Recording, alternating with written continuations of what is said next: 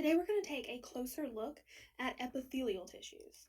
So we'll start with simple squamous epithelium. This is a really simple epithelia. You could say it's the simplest because it's just one layer of flat cells. Now what this does is allow a thin membrane to be formed, and that allows passage of materials by diffusion and filtration. This is the only type of epithelium that allows for diffusion. It also can secrete lubricating substances when it's in or makes up serous membranes. Other locations include the inside lining of the heart, the blood vessels, and lymphatic vessels. It's in the alveoli, or air sacs, of the lungs. That's actually the image we see here. The alveoli, or spaces in the lungs that hold air, ready for exchange. It's also found in the kidney glomeruli, which are specialized structures around the filters of the kidney. And if we want to talk more about simple squamous epithelium, we can do so with specificity. For example, if I want to talk about simple squamous epithelium located inside blood vessels and lymphatic vessels, I could just say endothelium. Then I'm referring to simple squamous epithelium in those spaces. So this is a simplification of a longer term, or using multiple words to mean the same thing. An example of this use: capillaries consist exclusively of endothelium, meaning that inside lining in blood vessels is made up of simple squamous epithelium. This does a great job in lymphatic vessels, inside the heart, in blood vessels, at reducing friction. But I could also say mesothelium. That's a middle covering, but it's specifically talking about the simple squamous epithelium that makes up serous membranes that line ventral body cavity organs. There's, of course, other types of epithelia, like simple cuboidal epithelium, arranged in a ring here because it's found in kidney tubules, or kidney tubes. The open space in the center is called the lumen, and the free space is facing the lumen. It's actually the darker pink that is the connective tissue on the outside of the tube that is a part of the basal surface for this epithelium. So keep in mind that apical is not always top, it's towards the free space. And basal is not always bottom, it's towards the connective tissue. But what about simple columnar epithelium? Looks kind of like simple cuboidal, but these cells are more elongated. So you can see here that we have longer column-shaped cells. And just like simple cuboidal, both of these are going to function in absorption and secretion. There is both a ciliated and non-ciliated type of simple columnar, but we find the non-ciliated type mostly in the digestive tract, from the stomach to the anal canal. You would find the ciliated type more in certain bronchi, which are tubes leading to the lungs, the uterine tubes, also known as fallopian tubes, and other regions of the uterus. But these are longer cells. Even though cuboidal is thicker than squamous, columnar is by far the thickest. But both cuboidal and columnar function really well in absorption and secretion because they have the capacity to hold that secretion. They're not just simple squamous in one layer of cells. But they're also too thick in order to allow for diffusion.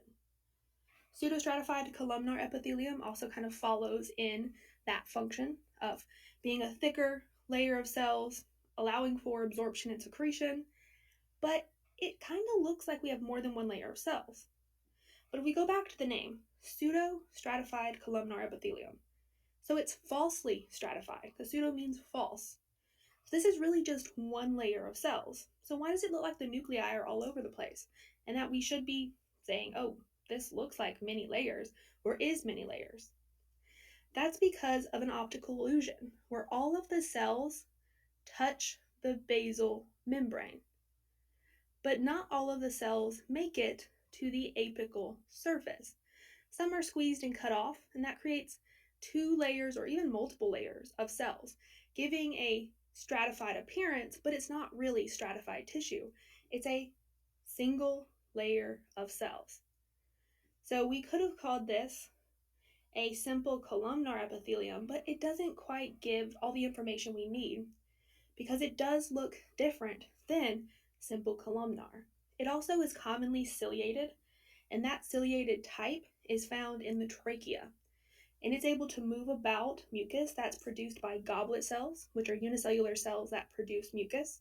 Here's one right here in between these pseudostratified cells, and it's going to move that mucus using the cilia upward in your trachea or your windpipe and hopefully get that to your mouth where you can swallow it and send it to your digestive system where you have secretions like acid to take care of pathogens or other things that might cause disease. So this is a really interesting type of tissue. But we do have other stratified types that are truly stratified. Here we have many layers of cells. They might not look flat near the base, but as you get to the apical surface, they do flatten out. And that's why we name this tissue stratified squamous epithelium. Remember, we're going to name shape-wise based on the apical surface cells. You're probably most familiar with this epithelium, the dry membrane or the surface of your skin that you can touch and see is stratified squamous epithelium. Now, it's not going to function in absorption and secretion.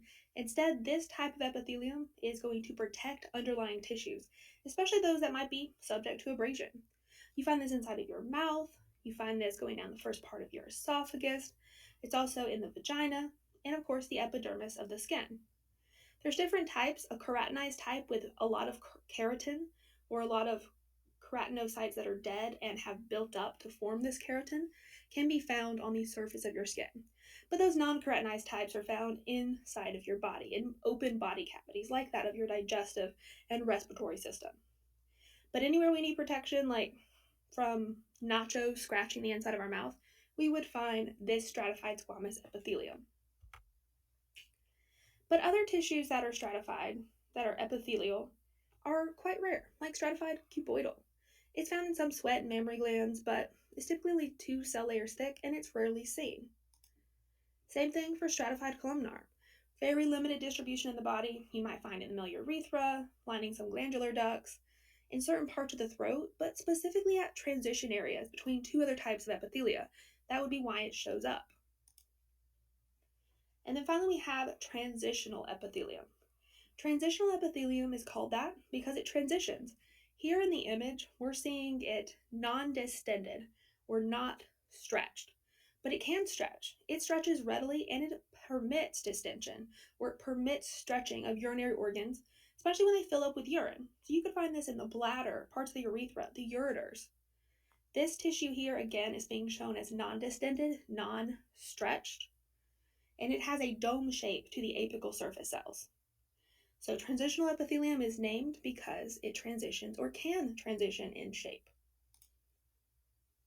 Next, we're going to be looking at the glandular epithelium. So we're going to come back and look at exocrine versus endocrine glands.